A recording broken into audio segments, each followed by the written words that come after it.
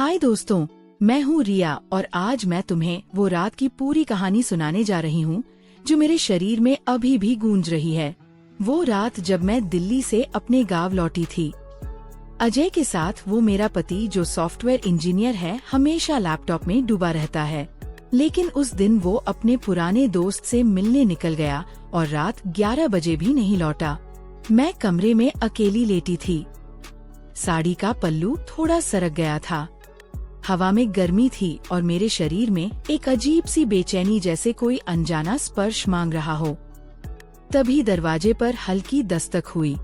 मैंने सोचा शायद अजय है, लेकिन दरवाजा खुला तो सामने मेरे ससुर जी थे। वो मुस्कुराए, बोले, बेटी तुम्हारा चेहरा देखकर लगता है सफर ने थका दिया है। सिर दर्द तो नहीं हो रहा? मैंने हल्के से हामी भरी। वो कमरे में आए, बिस्तर के किनारे बैठ गए। उनकी आवाज इतनी नरम थी जैसे कोई पुरानी याद छू रही हो। चलो मैं मालिश कर दूं। पुराने जमाने में तो ऐसे ही होता था, कोई शर्म नहीं। मैंने कुछ नहीं कहा, बस पलट गई। उनकी उंगलियां मेरे कंधों पर रखी, धीरे धीरे दबाने लगी। हर दबाव में एक गर्म लहर दौड़ रही थी। दोस्तों, इतनी स्टोरी आपको अच्छी लगी है तो सबसे पहले वीडियो को लाइक करें और चैनल को सब्सक्राइब करें। और जो सब्सक्राइब करेगा उसे मैं रात को कॉल करूंगा, इसलिए जल्दी से चैनल को सब्सक्राइब कर लें। चलिए अब स्टोरी शुरू करते हैं। अरे तुम्हारा कंधा कितना सख्त है, जैसे सालों से किसी ने छुआ ही नहीं। वो हंसते हुए बोले। मैंने आंखें बंद कर ली। उनकी हथेलियां मेरी पीठ पर सरक रही थी। साड़ी का ब्लाउज थोड़ा ऊपर चढ़ गया था। वो बोले, बेटी नीचे तक दर्द है क्या? अगर हो तो बोलो, मैं अच्छे से दबा दूंगा। मेरी सांसें तेज हो गई। मैंने कहा हाँ, थोड़ा नीचे। उनकी उंगलियां मेरी कमर पर पहुंची, धीरे धीरे गोल गोल घुमाने लगी। तुम्हारी कमर तो इतनी नरम है जैसे रेशम। उनकी सांस मेरे कान के पास थी। मैंने खुद को रोकने की कोशिश की, लेकिन शरीर बेकाबू हो रहा था। अब तो पेट भी दबाना पड़ता है। आजकल की लड़कियां इतना काम करती हैं, सब टेंशन पीठ में आ जाता है। उनकी हथेलियां मेरे पेट पर रखी, हल्के हल्के दबाते हुए नीचे की तरफ सरक रही थी। मेरी साड़ी का पल्लू पूरी तरह गिर चुका था। मैंने आंखें खोली तो देखा वो मुझे घूर रहे थे। तुम्हारी आंखें कितनी गहरी हैं, जैसे कोई राज छुपा हो। वो मुस्कुराए। मैंने कुछ नहीं कहा। उनकी उंगलियां अब मेरी जांघों पर थी। यहाँ भी दर्द है ना? चलो मैं ठीक कर दूं। वो धीरे धीरे ऊपर की तरफ बढ़ रहे थे। मेरी सांसें रुक रही थी। तभी बाहर से बाइक की आवाज आई। अजय की। वह चौंक गए, उठे, बोले, अरे अजय आ गया, मैं जाता हूँ। और चले गए। मैं वहीं लेटी रही। दिल धड़क रहा था। वो रात मेरे लिए खत्म नहीं हुई थी। अगले दिन सुबह जब मैं उठी तो ससुर जी ने मुझे चाय दी। बोले, कल रात अच्छी नींद आई? मैंने शर्माते हुए कहा, हाँ बहुत अच्छी। वो मुस्कुराए। अगर कभी फिर दर्द हो तो बुला लेना। मैंने कुछ नहीं कहा, बस दिल में एक सवाल था। क्या वह जानते थे कि मेरी बेचैनी सिर्फ दर्द की नहीं थी? क्या वह भी महसूस कर रहे थे? वो दिन बीतते गए, लेकिन हर शाम जब अजय ऑफिस से लौटता, मैं सोचती क्या आज रात फिर वह आएंगे? क्या फिर वह मेरे कंधों पर हाथ रखेंगे? क्या फिर वह मेरी कमर को ऐसे दबाएंगे जैसे कोई गुप्त वादा हो रहा हो? मैंने खुद से कहा, रिया यह गलत है, ये तुम्हारा ससुर है। लेकिन फिर भी जब वह घर में होते, उनकी नजरें मुझ पर टिक जाती तो मेरी सांसें थम जाती। एक शाम मैं किचन में थी। साड़ी का पल्लू मेरे कंधे से सरक रहा था। वो पीछे से आए, बोले, बेटी आज फिर थक गई लगती हो। मैंने मुड़कर देखा। उनकी आंखों में वही गर्माहट थी। मैंने कहा, हाँ थोड़ी सी। वो बोले, चलो मैं मदद कर दूं, और मेरे पीछे खड़े हो गए। उनकी हथेलियां मेरे कंधों पर फिर से थी। इस बार वह और धीरे दबा रहे थे, जैसे हर दबाव में कोई कहानी लिख रहे हो। तुम्हारी त्वचा कितनी मुलायम है, जैसे कोई फूल हो। मैंने कुछ नहीं कहा, बस अपनी सांसें संभाल रही थी। उनकी उंगलियां मेरी गर्दन पर सरकी, फिर धीरे से मेरे बालों में उलझी। तुम्हारे बाल भी कितने सुंदर हैं, जैसे रेशम की लहरें। मैंने आंखें बंद कर ली। उनकी सांसें मेरी गर्दन पर पड़ रही थी, गर्म और भारी। वो बोले, बेटी अगर तुम्हें अच्छा लगे तो मैं रोज कर सकता हूँ। मैंने कहा, नहीं नहीं, ये ठीक नहीं है, लेकिन मेरी आवाज कांप रही थी। वो हंस पड़े। अरे शर्माती हो क्या? मैं तो बस मदद कर रहा हूँ। उनकी हथेलियां अब मेरी बाहों पर थी, धीरे धीरे ऊपर नीचे सरक रही थी, जैसे कोई नदी बह रही हो। मैंने खुद को रोकने की कोशिश की, लेकिन मेरी जांघें कांप रही थी। दोस्तों, इतनी स्टोरी आपको अच्छी लगी है तो सबसे पहले वीडियो को लाइक करें, चैनल को सब्सक्राइब करें। चलिए स्टोरी शुरू करते हैं। वो बोले, तुम्हारी सांसें तेज हो रही हैं। क्या दर्द ज्यादा है? मैंने कहा, नहीं, बस गर्मी है। वो बोले, तो चलो मैं ठंडक दे दूं। और उनकी उंगलियां मेरी कमर पर फिर से पहुंची। इस बार वह और गहराई तक दबा रहे थे, जैसे कोई छुपा हुआ तार छेड़ रहे हो। मैंने कहा, बस कर दीजिए। वो बोले, अभी तो शुरुआत है बेटी, अभी तो बहुत कुछ बाकी है। तभी अजय की आवाज आई, रिया चाय मिली। मैंने झटके से खुद को अलग किया। वह मुस्कुराते हुए चले गए, लेकिन उनकी आंखों में वह चमक थी, जैसे कोई वादा हो। उस रात मैं सो नहीं पाई। मैं सोचती रही, क्या मैं गलत हूँ? क्या वह जानबूझकर ऐसा कर रहे हैं?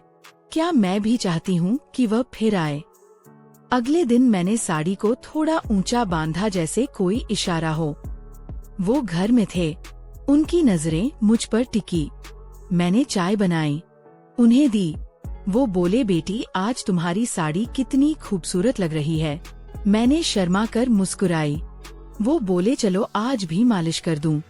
मैंने कहा, नहीं आज नहीं। लेकिन मेरी आंखें कह रही थी हाँ। वो बोले, क्यों डर रही हो? मैं तो बस तुम्हारी देखभाल कर रहा हूँ। मैंने कहा, ठीक है, लेकिन सिर्फ कंधे तक। वो मुस्कुराए और मेरे पीछे आ गए। इस बार उनकी उंगलियां और धीरे धीरे चल रही थी, जैसे कोई गाना बज रहा हो। मैंने आंखें बंद कर ली। उनकी हथेलियां मेरी पीठ पर थी, फिर कमर पर, फिर जांघों पर। वो बोले, तुम्हारी जांघें कितनी मजबूत हैं, जैसे कोई मूर्ति हो। मैंने कुछ नहीं कहा, बस महसूस कर रही थी। उनकी गर्माहट मेरी त्वचा में घुल रही थी। वो बोले, अगर तुम्हें अच्छा लगे तो मैं नीचे तक कर सकता हूँ। मैंने कहा, नहीं नहीं, लेकिन मेरी आवाज में कोई दम नहीं था। वो बोले, फिर भी मैं कर दूंगा, बस थोड़ा सा। और उनकी उंगलियां मेरी जांघों के अंदरूनी हिस्से पर पहुंची, धीरे धीरे दबा रही थी, जैसे कोई राज खोल रही हो। मैंने सांस रोकी। वो बोले, तुम्हारी सांसें कितनी तेज हैं, क्या तुम्हें भी अच्छा लग रहा है? मैंने कुछ नहीं कहा, बस अपनी आंखें बंद रखी। वो बोले, बेटी मैं जानता हूँ तुम्हें क्या चाहिए। मैंने कहा, नहीं, आप गलत समझ रहे हैं। लेकिन मेरी आवाज कांप रही थी। वो हंस पड़े। अरे बेटी, मैं पुराना आदमी हूँ, लेकिन दिल तो जवान है। उनकी उंगलियां अब मेरी कमर के नीचे सरक रही थी, जैसे कोई लहर उठ रही हो। मैंने खुद को रोक लिया, बोला, बस हो गया। वो बोले, अभी तो बहुत कुछ बाकी है। मैंने कहा, नहीं अब नहीं। वह उठे, बोले, ठीक है, लेकिन याद रखना मैं हमेशा तैयार हूँ। और चले गए। मैं वहीं खड़ी रही। मेरी सांसें अभी भी तेज थी। मैं सोच रही थी, क्या मैं सच में चाहती हूँ कि वह फिर आए? क्या मैं सच में उनकी उंगलियों को फिर महसूस करना चाहती हूँ? अगले कुछ दिन ऐसे ही बीते। हर बार वह कोई बहाना बनाकर मेरे पास आ जाते। कभी चाय देते, कभी पानी देते, और हर बार उनकी नजरें मेरे शरीर पर टिक जाती। मैं भी अब उनकी नजरों से बचने की कोशिश नहीं करती थी। मैं साड़ी को थोड़ा ढीला रखती, जैसे कोई इशारा हो। एक रात अजय फिर दोस्त के पास गया। मैं कमरे में लेटी, दरवाजा खुला। वो आए, बोले, बेटी आज फिर अकेली हो? मैंने कहा, हाँ, वो बोले तो चलो आज पूरी मालिश कर दूं। मैंने कहा नहीं, आज नहीं। लेकिन वो मेरे पास आ गए। उनकी हथेलियां मेरे कंधों पर थी, फिर पीठ पर, फिर कमर पर, फिर जांघों पर। इस बार वो और धीरे धीरे दबा रहे थे, जैसे कोई जादू हो रहा हो। वो बोले, तुम्हारी त्वचा कितनी गर्म है, जैसे कोई आग जल रही हो। मैंने कहा, आप क्या कर रहे हैं?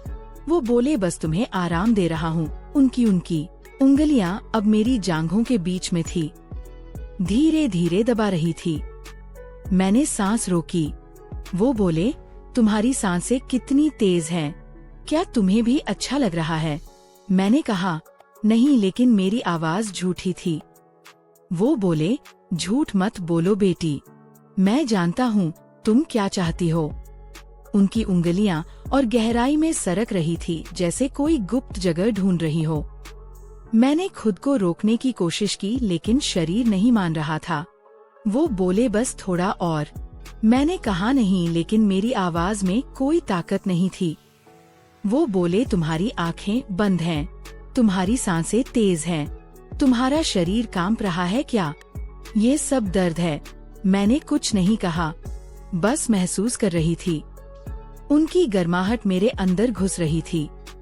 वह बोले, बेटी, मैं तुम्हें वो खुशी दूंगा जो अजय नहीं दे पाता। मैंने कहा, नहीं। वो बोले, क्यों नहीं? मैंने कहा, क्योंकि यह गलत है। वो बोले, गलत क्या है? बस एक स्पर्श है, बस एक गर्माहट है। मैंने कहा, लेकिन मैं आपकी बहू हूँ।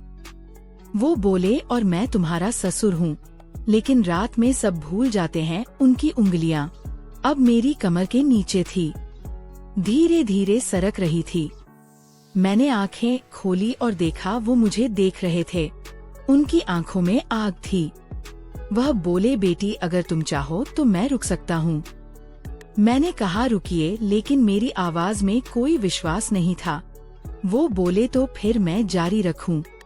मैंने कुछ नहीं कहा, बस अपनी सांसें संभाल रही थी। उनकी उंगलियां अब मेरी त्वचा पर नाच रही थी, जैसे कोई गाना बज रहा हो। मैंने खुद को छोड़ दिया, उनकी गर्माहट में डूब गई। वो बोले, बेटी, तुम कितनी सुंदर हो, तुम्हारा शरीर कितना नरम है, जैसे कोई फूल हो। मैंने कहा, बस कर दीजिए, लेकिन मेरी आवाज में कोई दम नहीं था। वो बोले, अभी तो बहुत कुछ बाकी है। उनकी उंगलियां अब मेरे सबसे नाजुक हिस्से पर थी, धीरे धीरे दबा रही थी। मैंने सांस रोकी। वो बोले, तुम्हारी सांसें कितनी तेज हैं, क्या तुम्हें भी अच्छा लग रहा है? मैंने कहा, हाँ। वो बोले, तो फिर मैं जारी रखूं? मैंने कुछ नहीं कहा, बस अपनी आंखें बंद कर ली। उनकी उंगलियां अब मेरे अंदर की गहराई तक पहुंच रही थी, जैसे कोई राज खोल रही हूँ। मैंने खुद को छोड़ दिया, उनकी गर्माहट में डूब गई। वो बोले, बेटी, अब तुम मेरी हो। मैंने कहा, नहीं, लेकिन मेरी आवाज में कोई ताकत नहीं थी। वो बोले, हाँ, तुम मेरी हो। मैंने कुछ नहीं कहा, बस महसूस कर रही थी। उनकी उंगलियां मेरे अंदर की हर जगह को छू रही थी, जैसे कोई जादू हो रहा हो। वो बोले, बेटी, अब तुम्हें वो खुशी मिलेगी जो तुम्हें सालों से नहीं मिली। मैंने कहा, बस कर दीजिए, लेकिन मेरी आवाज में कोई दम नहीं था। वो बोले, अभी तो शुरुआत है। उनकी उंगलियां अब और तेज हो गई, जैसे कोई तूफान आ रहा हो। मैंने सांस रोकी। वो बोले, बेटी, तुम्हारा शरीर कितना गर्म है, जैसे कोई आग जल रही हो। मैंने कहा, बस हो गया। वो बोले, अभी नहीं, अभी तो बहुत कुछ बाकी है। उनकी उंगलियां अब मेरे सबसे संवेदनशील हिस्से पर थी, धीरे धीरे दबा रही थी। मैंने खुद को छोड़ दिया, उनकी गर्माहट में डूब गई। वो बोले, बेटी, अब तुम मेरी हो। मैंने कुछ नहीं कहा, बस अपनी सांसें संभाल रही थी। उनकी उंगलियां अब मेरे अंदर की हर जगह को छू रही थी, जैसे कोई गाना बज रहा हो। मैंने खुद को छोड़ दिया, उनकी गर्माहट में डूब गई। वो बोले, बेटी, अब तुम्हें वह खुशी मिलेगी जो तुम्हें सालों से नहीं मिली। मैंने कहा, हाँ। वो बोले, तो फिर मैं जारी रखूं? मैंने कुछ नहीं कहा, बस अपनी आंखें बंद कर ली। उनकी उंगलियां अब मेरे अंदर की गहराई तक पहुंच रही थी, जैसे कोई राज खोल रही हो। मैंने खुद को छोड़ दिया, उनकी गर्माहट में डूब गई। वो बोले, बेटी अब तुम मेरी हो। मैंने कुछ नहीं कहा, बस महसूस कर रही थी। उनकी उंगलियां मेरे अंदर की हर जगह को छू रही थी, जैसे कोई जादू हो रहा हो। वो बोले, बेटी अब तुम्हें वह खुशी मिलेगी जो तुम्हें सालों से नहीं मिली। मैंने कहा, हाँ। वो बोले, तो फिर मैं जारी रखूं? मैंने कुछ नहीं कहा, बस अपनी आंखें बंद कर ली। उनकी उंगलियां अब मेरे अंदर की गहराई तक पहुंच रही थी, जैसे कोई राज खोल रही हो। मैंने खुद को छोड़ दिया, उनकी गर्माहट में डूब गई। वो बोले, बेटी अब तुम मेरी हो। मैंने कुछ नहीं कहा, बस महसूस कर रही थी। उनकी उंगलियां मेरे अंदर की हर जगह को छू रही थी, जैसे कोई जादू हो रहा हो। वो बोले, बेटी अब तुम्हें वह खुशी मिलेगी जो तुम्हें सालों से नहीं मिली। मैंने कहा, हाँ। वो बोले, तो फिर मैं जारी रखूं? मैंने कुछ नहीं कहा, बस अपनी आंखें बंद कर ली। उनकी उंगलियां अब मेरे अंदर की गहराई तक पहुंच रही थी, जैसे कोई राज खुल रही हो। मैंने खुद को छोड़ दिया, उनकी गर्माहट में डूब गई। वो बोले, बेटी अब तुम मेरी हो। मैंने कुछ नहीं कहा, बस महसूस कर रही थी। उनकी उंगलियां मेरे अंदर की हर जगह को छू रही थी, जैसे कोई जादू हो रहा हो। वो बोले, बेटी अब तुम्हें वो खुशी मिलेगी जो तुम्हें सालों से नहीं मिली। मैंने कहा, हाँ। वो बोले, तो फिर मैं जारी रखूं? मैंने कुछ नहीं कहा, बस अपनी आंखें बंद कर ली। उनकी उंगलियां अब मेरे अंदर की गहराई तक पहुंच रही थी, जैसे कोई राज खुल रही हो। मैंने खुद को छोड़ दिया, उनकी गर्माहट में डूब गई। वह बोले, बेटी अब तुम मेरी हो। मैंने कुछ नहीं कहा, बस महसूस कर रही थी। उनकी उंगलियां मेरे अंदर की हर जगह को छू रही थी, जैसे कोई जादू हो रहा हो। वो बोले, बेटी अब तुम्हें वह खुशी मिलेगी जो तुम्हें सालों से नहीं मिली। मैंने कहा, हाँ। वो बोले, तो फिर मैं जारी रखूं? मैंने कुछ दोस्तों, इसके अगले पार्ट आप देखना चाहते हैं तो कमेंट में पार्ट 2 लिख दें और वीडियो को लाइक करके चैनल पर सब्सक्राइब कर दें। इससे नेक्स्ट पार्ट जल्दी आएगा।